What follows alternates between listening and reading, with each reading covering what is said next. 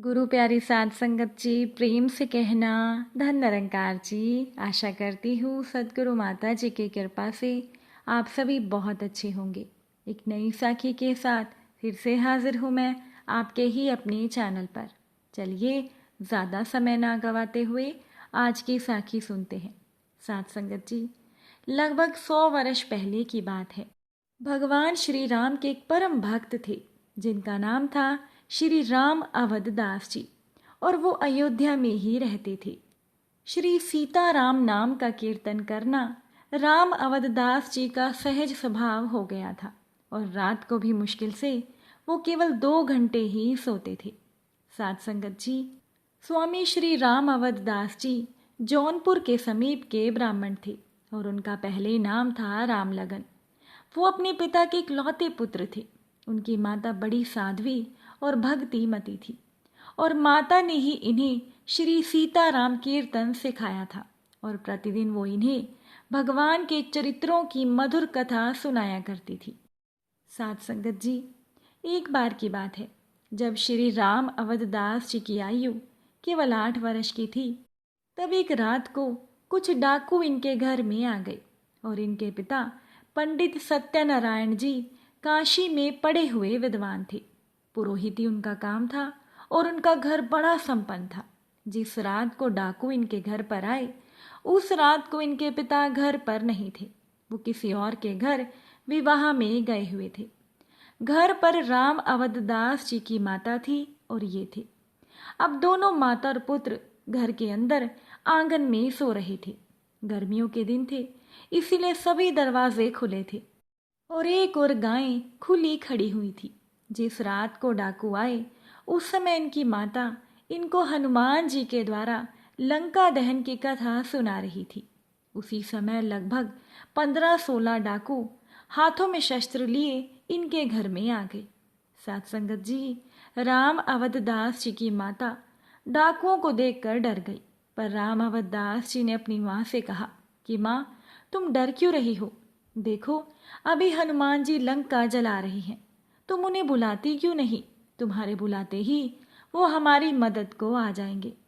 अब राम अवधदास जी ने बिल्कुल निडर होकर ये बात तो कह दी, लेकिन उनकी माँ तो डर से कांप रही थी। उन्हें तो इस बात का विश्वास ही नहीं था कि सचमुच पुकारने से हनुमान जी मदद करने के लिए आ जाएंगे। साध संगत जी, जब इनकी माँ कुछ नहीं बोली, तब इन्होंने खुद से भगवान श्री हनुमान जी को पुकार कर कहा कि हनुमान जी, ओ हनुमान जी, हमारे घर में कौन लोग हैं जो लाठियां लेकर आ गए हैं? मेरी माँ डर रही है, आओ जल्दी आओ, तुम लंका बाद में जलाना। अभी डाकू इनके घर में आए ही थे कि उसी पल सचमुच एक बहुत विशाल वानर कूदता हुआ फांदता हुआ आ रहा था, और डाकू वानर की तरफ अपनी लाठी तान ही रहे थे कि वानर ने आकर 2-3 डाकुओं को ऐसी मार लगाई कि वो गिर पड़े। साथ संगत जी, जब डाकुओं का सरदार आगे आया, तो वानर ने उस डाकुओं के सरदार को गिराकर उसकी दाढ़ी पकड़कर इतनी जोर कर खींची कि वो चीख मार कर बेहोश हो गया। अब डाकुओं की लाठियां तनी हुई ही गिर पड़ी। अब उस वानर को एक भी लाठी नहीं लगी थी। अब मार पीट की आवाज से आस पड़ोस के लोग जाग गए और उनके घर पर आ गए, और लोगों से पिटने के डर से कुछ डाकू तो भाग गए। अब डाकुओं का सरदार बेहोश था। उसे 3-4 डाकुओं ने कंधे पर उठाया और वो भाग गए। अब बालक राम लगन जी, मतलब राम अवधदास जी, और उनकी माँ बड़ी ही हैरानी से इस दृश्य को देख रही थी। डाकुओं के भागने पर वो वानर भी लापता हो गया, और बालक हंस हंस कर कह रहा था कि देखा नहीं माँ, कि हनुमान जी तो मेरी आवाज सुनते ही आ गए और बदमाशों को मार भगाया है। अब माँ के भी आश्चर्य और हर्ष का कोई ठिकाना नहीं था। साथ संगत जी, जब गांव वालों ने घटना सुनी, तब सब हैरानी में पड़ गए। राम लगन की माँ ने सबको बताया कि इतना बड़ा और बलवान वानर उन्होंने अपने पूरे जीवन में कभी भी नहीं देखा था। अब 2-3 दिन के बाद जब पंडित सत्यनारायण जी अपने घर में आए और उन्होंने जब ये बात सुनी, तो उन्हें बड़ी हैरानी हुई। अब डाकू तो उनके घर से चले ही गए थे, ये ही बहुत बड़ी खुशी की बात थी। अब सबसे बड़ी खुशी की बात तो ये थी कि खुद हनुमान जी ने आकर उनके घर को पवित्र कर दिया था और उनकी पत्नी और उनके बेटे को बचा लिया था। अब राम अवधदास जी भगवान में श्रद्धा तो रखते ही थे, अब तो उनकी भक्ति और ज़्यादा बढ़ गई। अब उन्होंने बाहर जाना भी बंद कर दिया और वो दिन भर भजन साधन में रहने लगे। साथ संगत जी, बालक राम लगन जी को व्याकरण और कर्म कांड पढ़ाने का काम उन्हीं के गांव के एक पंडित श्री विनायक जी के जिम्मे था। वो प्रातःकाल 3-4 घंटे पढ़ते, बाकी समय अपने माता पिता के साथ वो भगवान की भक्ति किया करते थे और भगवान की भक्ति में इनका बड़ा दिल लगता था। जब राम लगन जी की उम्र 12 वर्ष की हुई तब ये घंटों भगवान श्री रामचंद्र जी के ध्यान में बैठने लगे और लोगों को लगता था कि ये तो समाधि लगाकर बैठ जाते हैं। उनकी आंखों से अश्रुओं की धारा बहने लगती थी।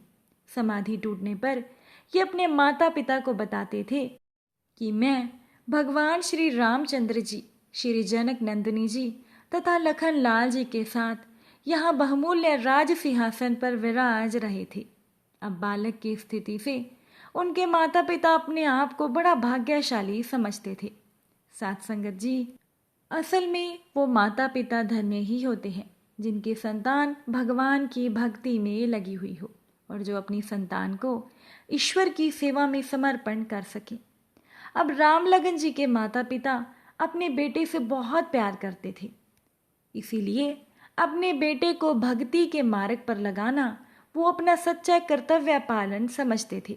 इसीलिए उन्होंने अपनी पुत्र की भक्ति को देखकर बड़ा ही सुख माना और भक्ति को और ज़्यादा उत्साह दिया। गांव के लोग और दूसरे लोग जब राम लगन के विवाह के बारे में कहते थे तब उनके माता पिता अपने संबंधियों को और गांव वालों को कहकर डरा देते थे कि ये राम लगन हमारा बेटा नहीं है, ये तो प्रभु श्री रामचंद्र जी का है। विवाह करना ना करना ये तो उन्हीं के अधिकार में है, हम इस बारे में कुछ भी नहीं जानते। जब गांव के लोग ऐसी बातें सुनते थे तो कुछ लोग तो चिढ़ जाते थे, कुछ लोग बहुत खुश होते थे और कुछ लोग इस बात को मूर्खता समझते थे। अब साथ संगत जी, कहा गया है ना कि जैसे जिसकी भावना होती है वो वैसी ही आलोचना करता है। अब राम लगन जी की उम्र बढ़ने लगी, वैसे ही उनका भगवान के प्रति प्रेम भी बढ़ने लगा। एक बार की बात है कि रामनवमी के मेले पर श्री राम लगन जी ने अयोध्या जाने की इच्छा प्रकट की। अब उनके पिता और उनकी माता ने सोचा कि अब राम लगन अगर अयोध्या में ही रहे तभी अच्छा होगा और अपना बाकी का जीवन अगर वो अयोध्या में बिताए तभी सभी के लिए अच्छा होगा। इससे इसकी भक्ति भी बढ़ जाएगी और हम लोगों का भी जीवन सुधर जाएगा। ऐसा निश्चय करके अपनी पत्नी की सलाह से पंडित सत्यनारायण जी ने अपने घर का सारा सामान और अपनी सारी खेत और ज़मीन दान कर दिया और अपने पास केवल इतनी ज़मीन रखी जिससे कि उनके अन्न और वस्त्र का काम चलता रहे। एक व्यक्ति को उन्होंने खेत दे दिया और हर साल उससे हिस्से का अन्न लेने की शर्त करके परिवार के सभी लोग अयोध्या में चले गए। और उस समय राम लगन जी की उम्र केवल 15 वर्ष की थी। माता पिता और पुत्र तीनों अयोध्या जाकर बस गए और भगवान की भक्ति करने लगे। 4 वर्ष के बाद उनके माता पिता का देहांत हो गया। दोनों का एक ही दिन शरीर छूट गया। साथ संगत जी, दोनों माता पिता भगवान की भक्ति में लगे रहते थे। अब श्री राम लगन जी की उम्र उस समय 19.5 साल की थी। उसके बाद राम लगन जी ने एक ब्रह्म ज्ञानी संत से ब्रह्म ज्ञान ले लिया और तभी से इनका नाम स्वामी राम अवधदास पड़ा। साथ संगत जी, स्वामी राम अवधदास जी में बहुत वैराग्य था। वो अपने पास किसी भी चीज़ का संग्रह नहीं रखते थे। उन्होंने ना तो कोई कुटिया बनवाई और ना ही कोई चेला बनाया और ना ही वो किसी और आडंबर में रहते थे। दिन भर भगवान का भजन कीर्तन करना और भगवान के ध्यान में मस्त रहना, यही इनका एकमात्र कार्य था। और इनके पूरे जीवन में इन्होंने बहुत बार श्री हनुमान जी के प्रत्यक्ष दर्शन भी किए और भगवान श्री रामचंद्र जी ने भी इन्हें 7 बार दर्शन दिए। और अपने अंतकाल में श्री रामचंद्र जी की गोद में सिर रखकर इन्होंने अपना शरीर छोड़ा और सभी को विश्वास था ये बहुत ही उच्च कोटि के संत हैं। साथ संगत जी, स्वामी राम अवधदास जी बहुत ही गुप्त रूप से रहा करते थे और बहुत ही गुप्त रूप से भगवान का भजन सिमरन भी किया करते थे। ऐसे उच्च कोटि के संत थे श्री राम अवधदास जी, जिन्होंने अपना शरीर, अपने श्वास खुद भगवान की गोद में रखकर छोड़े। साथ संगत जी, उम्मीद है कि साखी आपको अच्छी लगी होगी। अगर अच्छी लगी हो तो वीडियो को लाइक कीजिएगा और अपने विचार कमेंट में ज़रूर बताइएगा। फिर मुलाकात होगी आपसे किसी नई साखी के साथ, नए विचारों के साथ। साथ संगत जी, प्यार से कहना, धन निरंकार जी।